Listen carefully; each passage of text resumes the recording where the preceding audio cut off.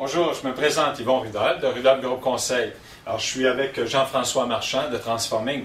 Jean-François, justement, tu m'avais parlé que, puis j'étais totalement étonné de voir ça, que tu m'avais dit qu'il y avait plein de PME qui ne savent même pas qu'ils font de la R&D et qui pouvaient obtenir des crédits d'impôt pour ça.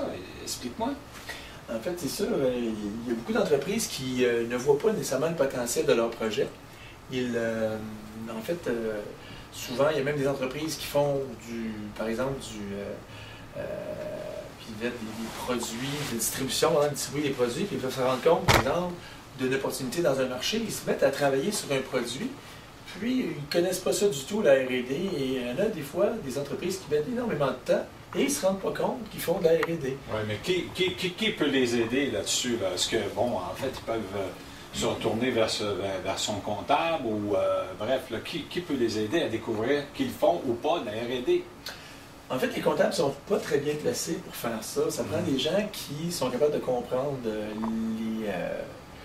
les critères comme il faut, mais du programme en question, qui est de l'ARC. Ça, c'est pas si... L'ARC, ça, tu parles de l'Agence de revenus du Canada. L'Agence de revenus du Canada. C'est pas tellement compliqué de savoir ça. Les gens sont capables, quand tu fais un projet, à un moment donné, il y a des gens qui en ont fait beaucoup dans leur domaine, sont capables de comprendre ça, identifier les zones grises et de savoir... Par contre, ça prend quand même une certaine connaissance assez approfondie du programme et aussi de la recherche et développement en général. Donc, il faut être articulé dans le domaine là, pour vraiment là, orienter la PME pour qu'elle puisse obtenir ces crédits-là. C'est ce que tu dis? Oui, tout à fait. Oui, okay. C'est clair.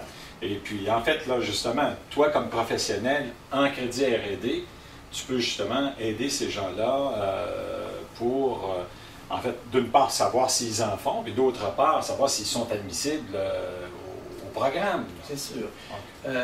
C'est assez découpé, évidemment, il y a des critères, et puis il faut quand même jongler avec ces différents critères-là. Il faut être capable de voir des opportunités. Des fois, les gens ne le voient pas. Le type de dépense est très important. Des fois, il y a des gens qui se trompent, ils prennent des mauvaises dépenses pour des projets. Il faut quand même connaître ce qui est accepté, ce qui n'est pas accepté. Mais grosso modo, il y a aussi, c'est ça, vous avez raison, là, il faut connaître ce qu'est la R&D en profondeur. Okay. Maintenant, ces crédits-là, là, on reçoit ça là, après quand même un certain temps. C'est tout ça que tu me dis? Là? Aussitôt qu'on est admissible, là, on reçoit. Oui, qu'est-ce qu'on fait? Il y a des règles, il y a des protocoles aussi au niveau des délais de carence. On ne peut pas remettre une demande de crédit d'impôt après 18 mois après l'exercice financier. Wow. Donc, on a 12 mois après la date finale Tu veux dire, je recevrais, à ce moment-là, je reçois mon argent 12 mois plus tard? C'est ce que tu me dis? Oui, c'est ça. Évidemment, des fois, on peut attendre très longtemps. Des fois, ça peut aller de 6, des fois au moins un minimum 6 mois d'attente avant d'obtenir ces crédits d'impôt. À ce moment-là, on peut aider ces PME à avoir du financement pour le crédit R&D. Un des problèmes majeurs, justement, c'est l'attente de financement des fois des PME. Ils ont le droit de financer leur R&D, alors qu'ils en ont, ça serait admissible. Mais on peut les aider, nous.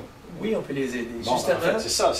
Bon, OK, c'est une bonne nouvelle, ça. C'est une très bonne nouvelle. Alors, tu me présentes tes clients, finalement, puis nous, on va chercher le financement là, pour ces crédits R&D. C'est ce que tu me dis. Et tout à fait. Bon, c'est fantastique. Hey, d'autre part, tu m'avais dit que, justement, il y avait d'autres programmes que plein d'entreprises ne connaissent pas, ça. Hein?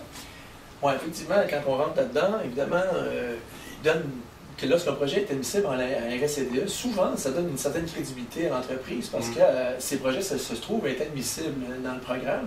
Et souvent, les autres programmes, évidemment, l'argent attire l'argent. Hein, à un moment donné, d'autres programmes de financement peuvent accompagner l'entreprise plus facilement. Et nous, ce qu'on peut faire, c'est les accompagner justement dans les différents programmes. Et évidemment, il y a le paquet de programmes, des fois non connus de ces PME-là. Des fois, bon, justement, quand ils ne sont pas habitués de jouer là-dedans, c'est pas toujours évident de se retrouver là-dedans. Et de savoir aussi comment progresser à travers les différents paliers gouvernementaux. Je pense qu'on a de bons sujets pour nos prochaines vidéos à nos clients.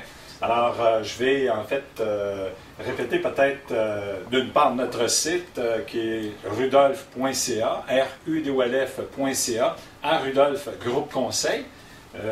Notre numéro de téléphone, c'est le 514-362-8008. Et Jean-François Marchand de Transforming. qui est le 514-914-1441 pour me rejoindre. Et ton site? C'est www.transforminc. Transforminc, ça finit par M-I-N-C, T-R-A-N-S-F-O-R-M-I-N-C.ca. Ah, merci. Merci beaucoup. Et puis à la prochaine.